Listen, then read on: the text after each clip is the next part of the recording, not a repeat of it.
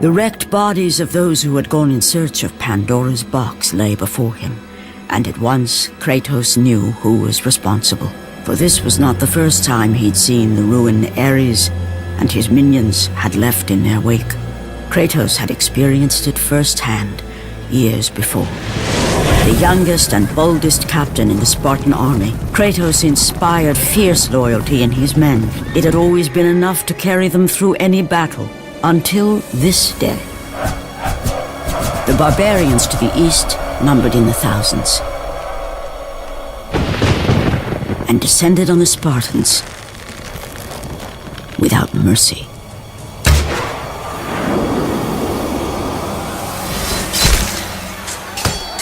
The battle lasted near hours.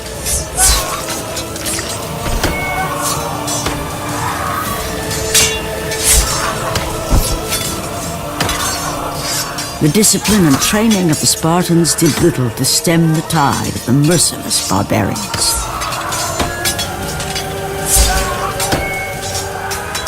The soldiers faced a massacre, while their young captain faced the end of his brilliant career and his life. But to Kratos, victory was worth any price, even his soul. Ares! Destroy my enemies, and my life is yours!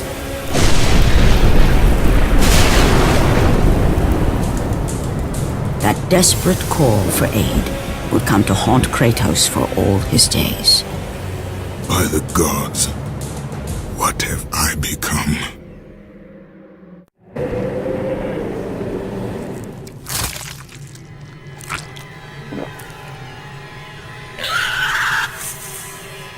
Kratos had been in service to the gods long enough to know the Harpy had been sent as a warning, a reminder from his former master of the decision that had cost Kratos everything. Had it been that long since he'd almost met his end at the hands of the barbarians? That long since he'd traded everything to save himself? Ares! The sky split apart, and the god of war stepped through. Descending from Olympus, he saw the makings of a god in a mere mortal. Ares would save Kratos. He would turn him into the perfect warrior, his servant on Earth. Only a simple pledge of loyalty was required. My life is yours, Ares. From this day, I shall carry forth your will. And his fate was sealed. As promised, Ares rescued his new disciple, bringing forth the power of a god, destroying those who would slaughter Kratos and his men.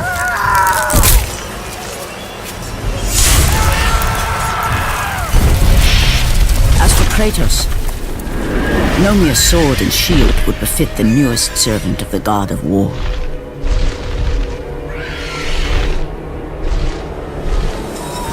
The blades of chaos, forged in the foulest depths of Hades.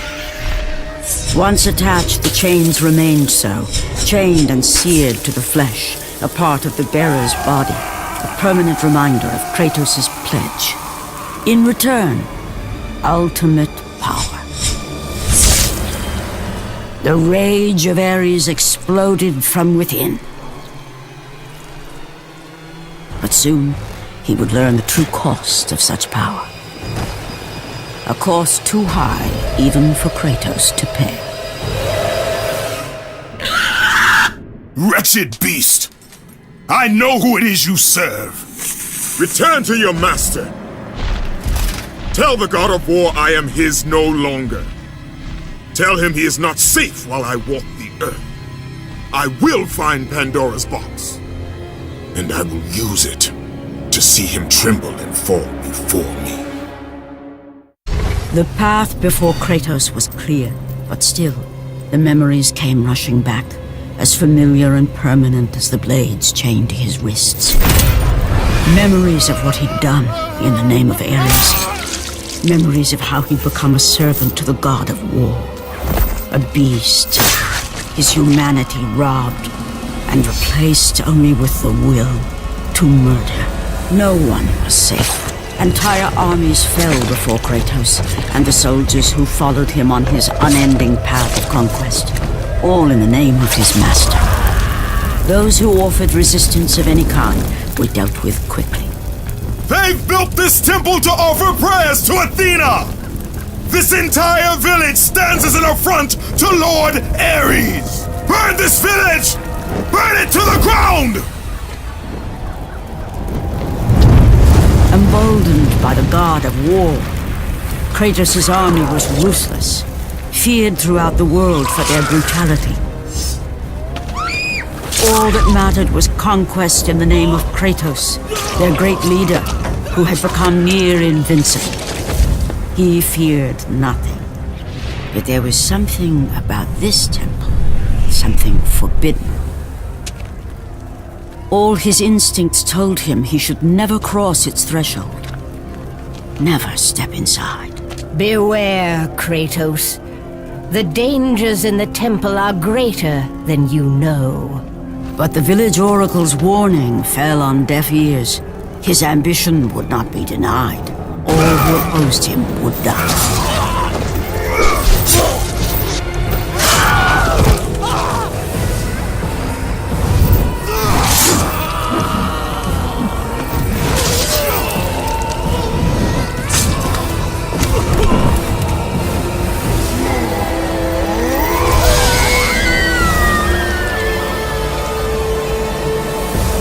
In that instant, the glory he had reveled in turned to horror.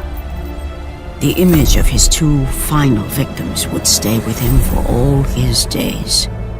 With that act, Kratos knew he could no longer serve his master. He had but one calling now, the death of Ares. He would murder the god of war. Ares, you will die for what you did that night.